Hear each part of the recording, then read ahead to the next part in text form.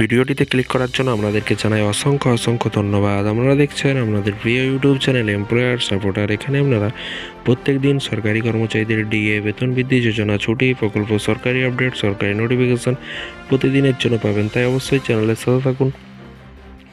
চ্যানেলটিকে সাবস্ক্রাইব করে পাশে থাকা বেল আইকনটিতে প্রেস করে রাখতে ভুলবেন না। তো ফ্রেন্ডস, বড় খবর, নতুন বছরের ফের একটা বাড়তে পারে ডিএ। ফের কি আবার বাড়তে পারে রাজ্য সরকারি কর্মচারীদের ডিএ? কী বলা হয়েছে ভিডিওটি সম্পূর্ণ দেখলে পুরো বিষয়টি বুঝতে পারবেন। ইতিমধ্যেই 4% মাননীয় মুখ্যমন্ত্রী ডিএ ঘোষণা করেছে, তারপরেও কি আবার ডিএ বৃদ্ধি হচ্ছে? দেখুন, এখানে বলা আছে ডিএ বা মহার্ঘ ভাতা দাবি বিক্ষোভ অব্যাহত রয়েছে। দফায় দফায় কিন্তু বিক্ষোভ ধর্মঘট করেও কোনো রকম সুরাহা যেন পাচ্ছে না বা বাংলার সরকারি কর্মচারীরা। তবে বড়দিনের আগে কিন্তু 4% বৃদ্ধির ঘোষণা করেছেন বাংলার মুখ্যমন্ত্রী মমতা বন্দ্যোপাধ্যায়। সকলে কিন্তু জানেন।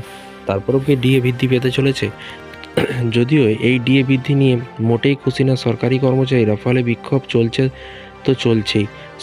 সাম্প্রতিক সংগ্রামী যৌথ মঞ্চের তরফে নবান্নের সামনে বিক্ষোভ অবধি হয়, কিন্তু কাজের কাজ কিছুতেই যেন হচ্ছে না। কেন্দ্রীয় হারে বকেয়া ডিএ কবে মিলবে সেই নিয়ে কিন্তু উঠছে হাজার প্রশ্ন।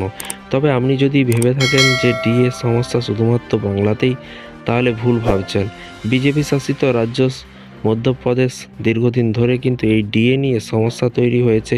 যদিও নতুন বছর মধ্যপ্রদেশ সরকারি কর্মচারীদের জন্য দ্বিগুণ আনন্দ নিয়ে আসতে পারে। মোহন যাদব সরকার রাজ্যের 7 লক্ষেরও বেশি নিয়মিত কর্মচারীকে 4% মহার্ঘ ভাতা উপহার দিতে পারে বলে কানাঘুষা এমনি কথা শোনা যাচ্ছে। উল্লেখ্য, রাজ্যের কর্মচারী বর্তমানে 42% হারে মহার্ঘ ভাতা পান।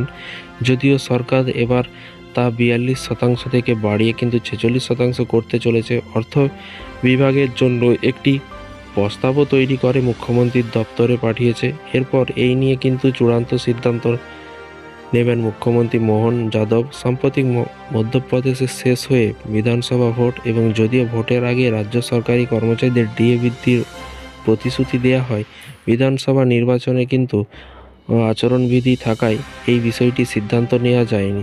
রাজ্য সরকার মুখ্য নির্বাচন অধিকারকের অফিসের মাধ্যমে কিন্তু নির্বাচন কমিশনের কাছে প্রস্তাব পাঠিয়েছে, কিন্তু ভোট গ্রহণ চলার কারণে কিন্তু ডিএ বৃদ্ধির বিষয়টি বিষ বাউ জলে চলে গিয়েছিল, এবং বিষয়টি নির্বাচনের পর থেকে কিন্তু আটকে আছে। সূত্রের খবর, অর্থ দপ্তরে একটি প্রস্তাব তৈরি করে চূড়ান্ত সিদ্ধান্তের জন্য মুখ্যমন্ত্রীর দপ্তরে পাঠিয়েছেন। প্রসঙ্গত, জানুয়ারিতে ফের মহার্ঘ ভাতা বাড়তে পারে কেন্দ্রীয় সরকার।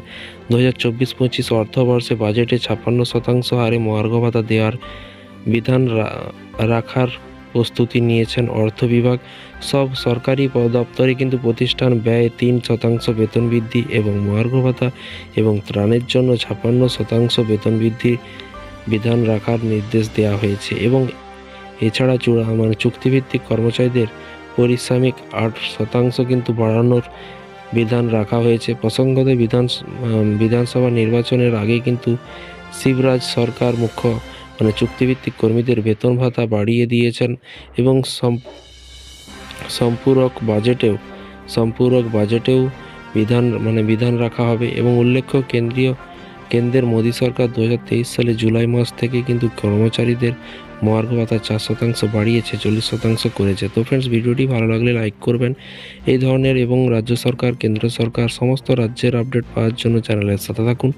চ্যানেলটিকে সাবস্ক্রাইব করে রাখুন। আরেকটি কথা বলে রাখি, সংগ্রামী যৌথ মঞ্চ থেকে 19 জানুয়ারি ডিএ নিয়ে বড় আন্দোলন আছে, বিক্ষোভ আছে। কারণ লাগাতার কর্মসূচি, বিভিন্ন রকম অনুষ্ঠান হতে চলেছে সরকারি কর্মচারীরা সংগ্রামী যৌথ মঞ্চে। ভিডিওটি ভালো লাগলে লাইক করবেন, এবং সংগ্রামী যৌথ মঞ্চ পশ্চিমবঙ্গ সরকারি কর্মচারীদের আপডেট পাওয়ার জন্য চ্যানেলের সাথে থাকুন। চ্যানেলটিকে সাবস্ক্রাইব করে রাখতে ভুলবেন না। ভালো থাকবেন, সুস্থ থাকবেন এবং নিজের খেয়াল রাখবেন। Thank you.